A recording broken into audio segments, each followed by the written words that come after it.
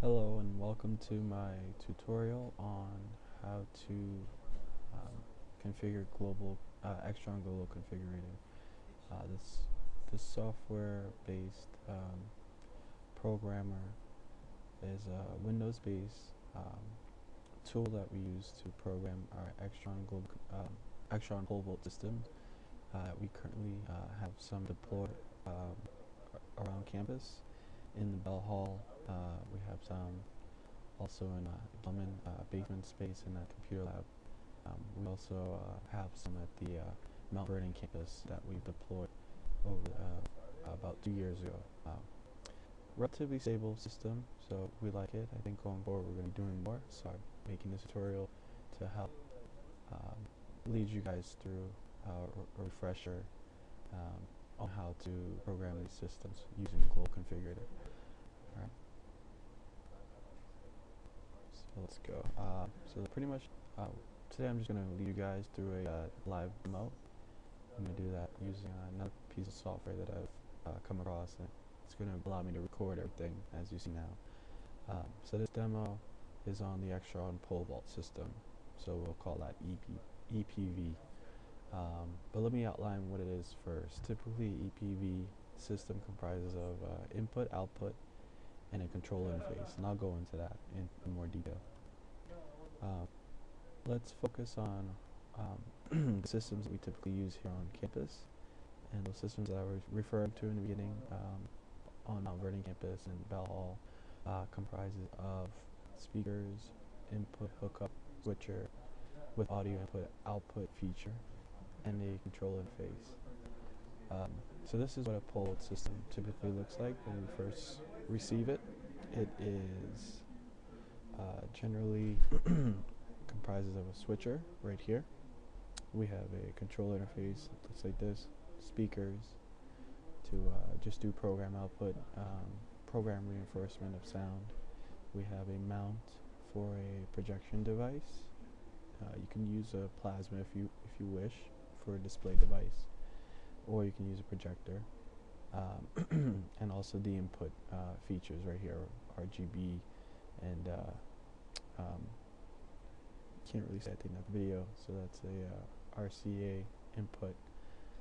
These cables are the sources to get this signal source back to the switcher. I'll go into that in more detail also. And the RGB cable, typically it's a very short cable. It's assuming that you're going to be using the switcher in this housing that sits above the monitor. Not the monitor, I'm sorry, the LCD projector mount. Also the video cable that outputs into the video section of the LCD projector. In more detail, these are the speakers that we typically get with the set. It attaches to a 2x2 ceiling tile, and that allows us to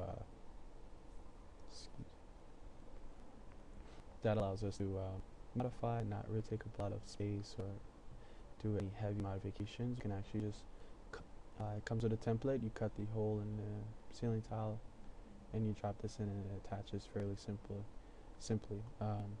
So moving on, this is a switcher. I'll spend a little more time on this.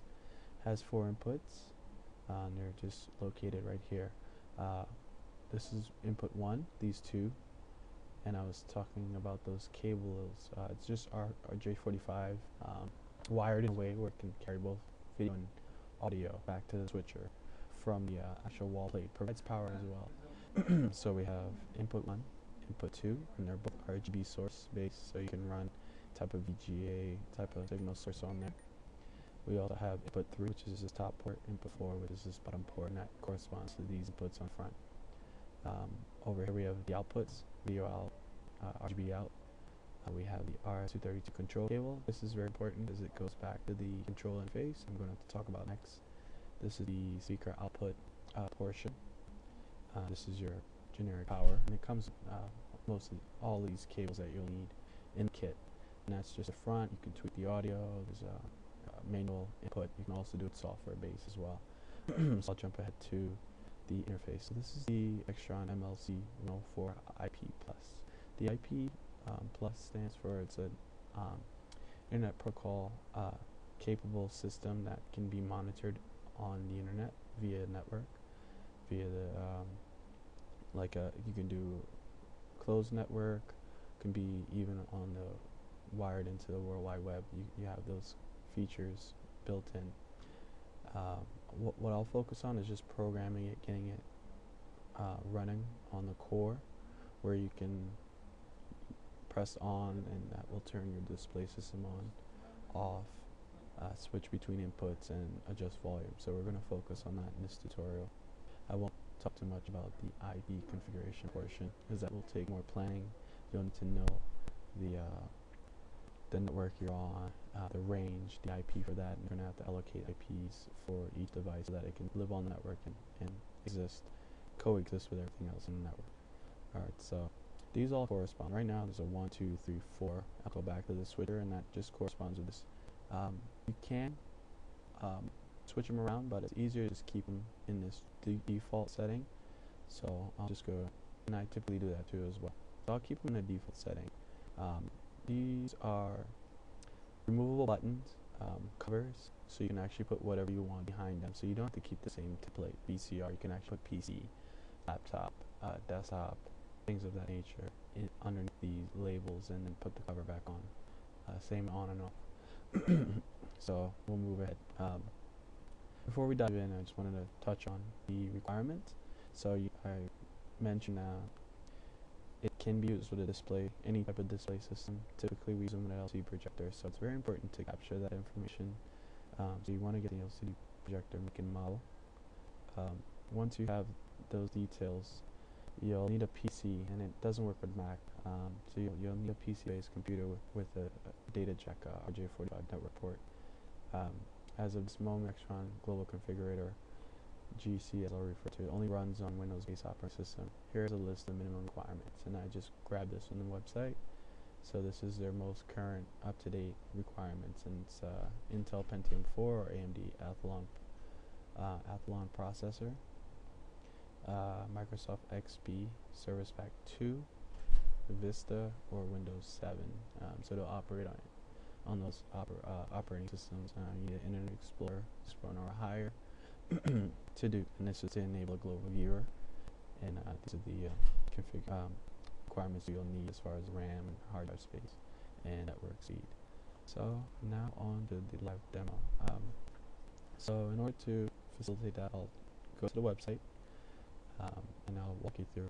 Typically you'll have to download it from Extron. This is where I got my copy, but it won't allow you to download it without having a login. So I've already created a login in the past. So I've had to program these in the past, so I'll go ahead and log in, but you'll have to do the same. And I think you can use your GW credentials, and they'll allow you to sign up for their service. So it doesn't cost anything. It's just a service that they want to make sure you've taken the course or are registered with them, so they'll allow you access to their download inventory. So I'm not going to save my password. So now I'm just going to type in Global Configurator, and it pops right up already. So there's two versions. Professionals for the newer touchscreen systems. So we just need the original Global Configurator. So I'll go ahead and select that. And I already have it downloaded, but you just hit download now, and it's going to start downloading on this computer. So I won't wait for that to download. I'll just go ahead and open the version that I downloaded earlier. Alright, the download has completed and installed it on my desktop. So this is the icon, GC3 Global Configurator. So I'll go ahead and double click that and do a quick tutorial for you guys. Alright, so this is the initial prompt. It's just gonna ask you to choose a project. If you've already started one, you can go ahead and open. If you've connected to an IP, MLC IP right now, you can and you know the IP address for that particular one, you can go ahead and import project configuration, and I'll download it off of that controller.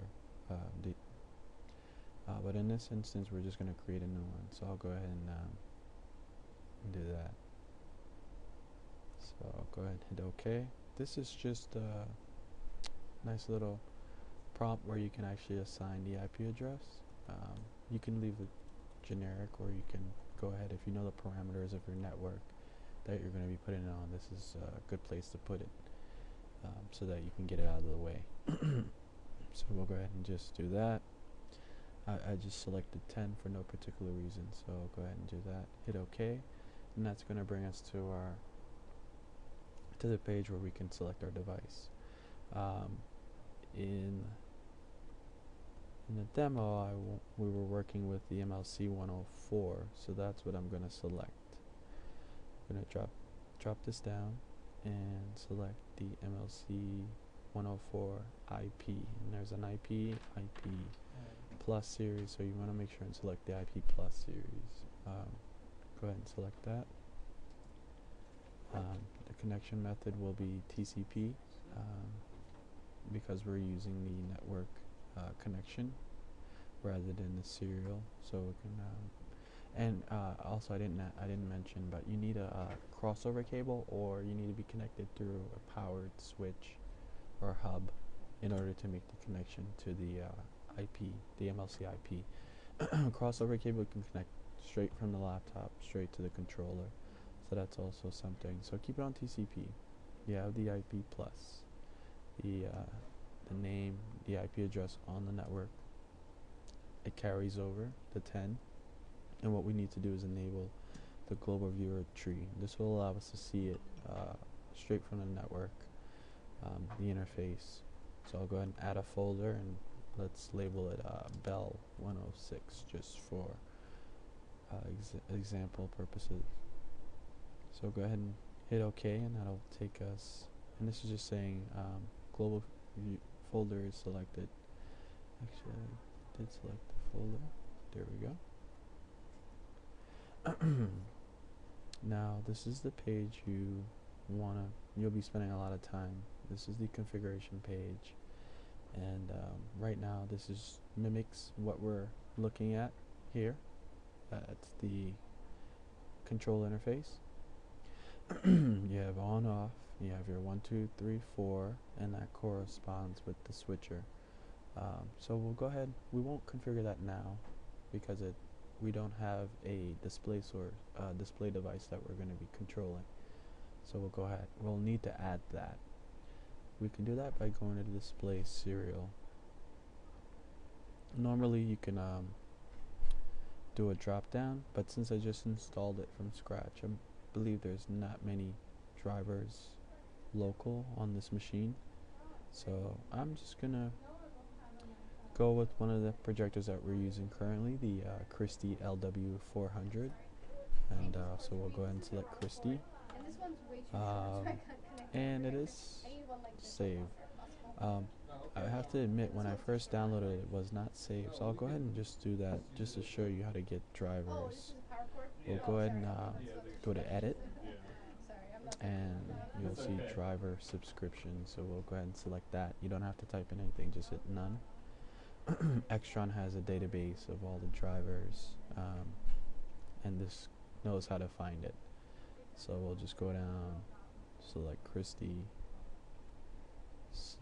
scroll down to video, projectors, since that's what we're going to be focusing on. As you can see, it can control a lot of other different devices, but for this particular pole vault system, we're just focusing on video projector. Go ahead and select that arrow to move it over there. Select both, and we can go ahead and download, and it'll download it and create a database for us. Alright, download completed, close, okay. Alright, now if we do the drop down Christie on your computer and video projector in Christie, this will be populated now. Before it wouldn't have anything. So we'll scroll down and locate the LW400 Christie projector, which is the device we need. So we'll go ahead and double click that, and that adds it to our display device. So this is now referencing all the controls and commands that you'll need in order to configure the 104 IP correctly. I want to point out that the COM sheet, whichever you select, so if you select LX500 and hit COM, the COM sheet's going to bring up a communication sheet. I want to call it a cheat sheet. It gives you all the commands for that particular device. So they do all the work for you. They create the driver that already has all of the commands on it. But I'll close this one since we're not really using that one. I'll go back to the LW400.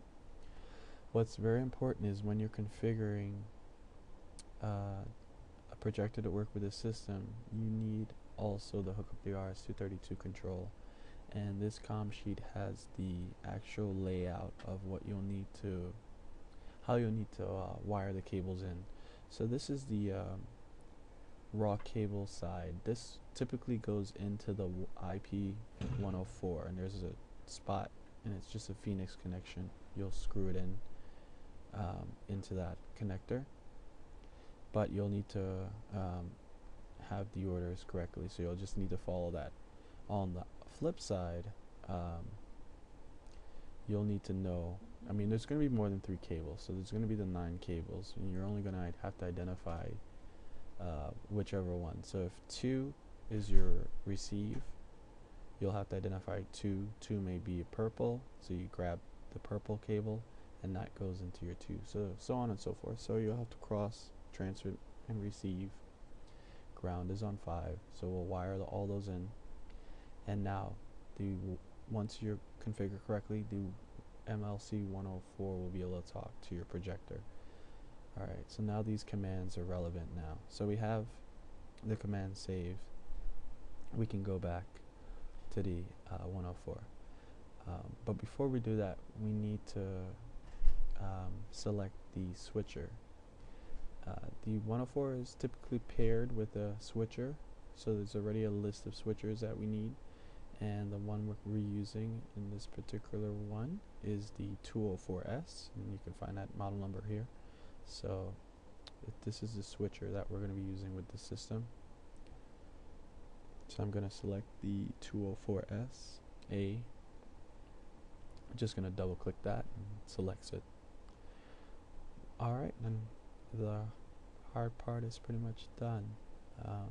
Now what we'll do is you can select this to show you all the commands, and what we're pretty much just going to match up each button with a command.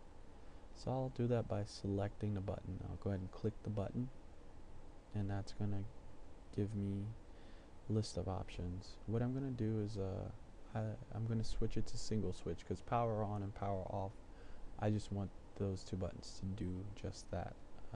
You could do a toggle switch where it'll toggle between one command and another command. So if you hit command 1 is to turn it on, then you toggle between the second command, and the second switch could do something else. It could blank the screen, it could you know, mute the picture. I can do a number of things, pretty much very customizable to whatever you want, but to keep it simple, I usually just keep that on single switch. So I'll go to single switch, we'll go to power, we'll click power, you can drag it over, you can arrow. Now when I select on, it's going to do this command.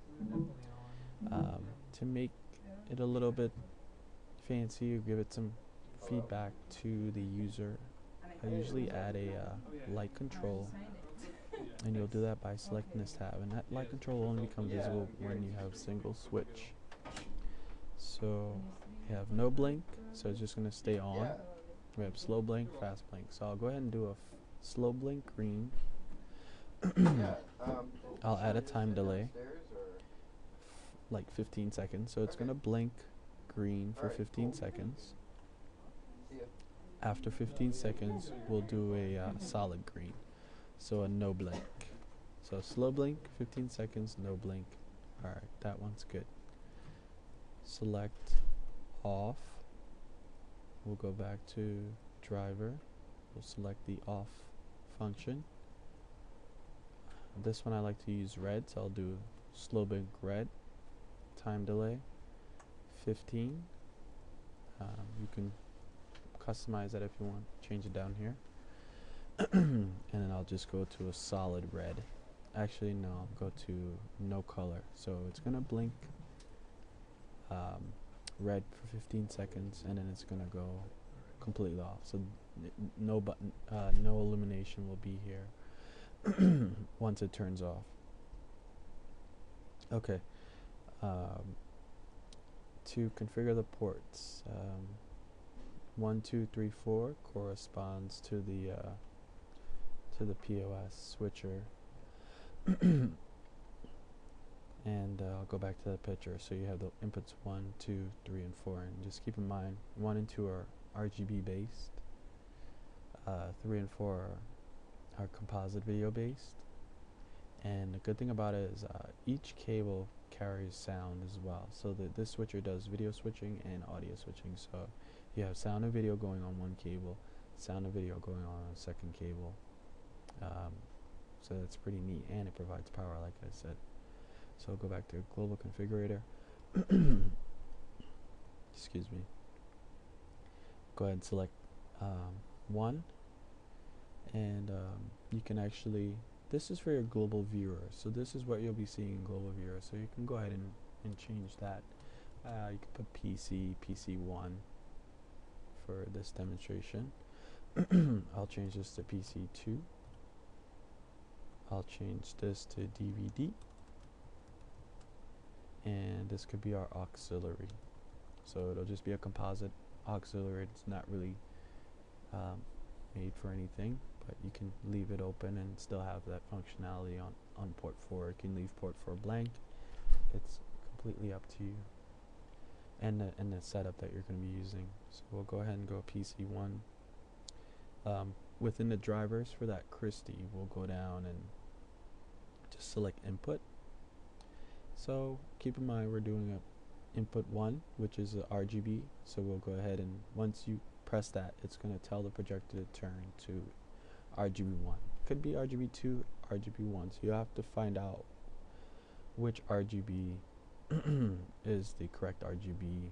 Typically it could be a DVI, could be a VGA in. So you have to distinguish between which one, and then add the appropriate one for that VGA output. So we'll go ahead and do RGB1 for that one.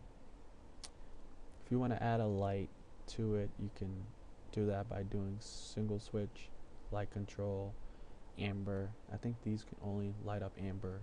I'm not sure if the default is to light up, but if it doesn't, you can always do that by adding single switch, button mode, and adding a light control. So that'll stay illuminated or amber once you select it. So I'll go ahead and do PC2 will also be RGB1 because it's going to be outputting from the same output source or input source from the switcher. We'll go ahead and make that single switch, and we'll do light control amber, so it'll just stay amber. DVD will be different. It'll be a video composite source, so we'll have to drag video over there. So when you hit DVD, it's going to tell the projector to switch to a video input. That way it can display it on the projector. So 3 will be input, composite input. 4 will be a video composite input. And we'll go back and do the same, making them solid amber so that you know what input you're on. So there's no confusion of what source is selected at that time. Alright, so we've done the configuration. These are all single switch. 1 does this, 2 does that. Has a couple of different things built in so we can get feedback that it is indeed cooling off and the commands have been sent. Go back now to the PVS 204. This guy controls, like I said, the video. So we just did the video portion, telling it what to relay to the projector. Now we can focus on configuring the audio. So if you go there and click configure, bring up a prompt that will allow you to adjust volume. These are the individual inputs. I usually just leave these all on off. It switches automatically. It doesn't. These are like auto switches, so you don't want to keep that on, because if there's a source on another one, it's going to be conflicting and it may switch to that source. So if you have a DVD player on, but you're on PC, and it sees a image on DVD, like you turn it on and it may switch. So I leave these off. I do all manual switching. Don't enable that, and I don't enable this as well. So if input 1 is your PC and your PC is not as loud as you would like it, you can always bump that up manually, and it'll only affect input 1. If you want to all over gain increase, you can just bump that up with volume. Bass treble, if it's too loud, you can always do an overall bass reduction or a treble increase or reduction. So that's basically what configure PVS 204 will do, and it'll save automatically. You don't have to worry about hitting OK or anything like that. And I'll just demonstrate that it will save your configuration. So I moved up 1, I adjust volume up a little bit, everything else was off, so that's good.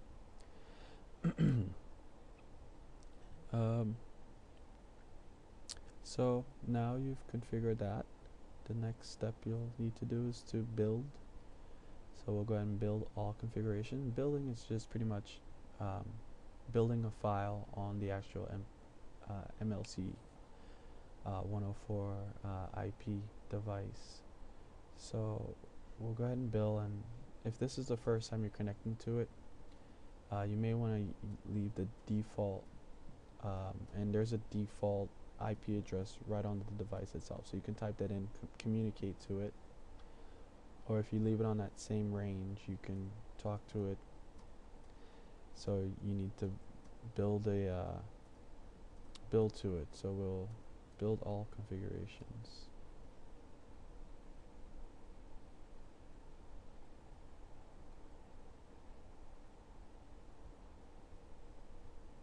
Oh, it's asking me to save before I do it first. So we'll go ahead and save this as Bell 106. So I see I already saved one.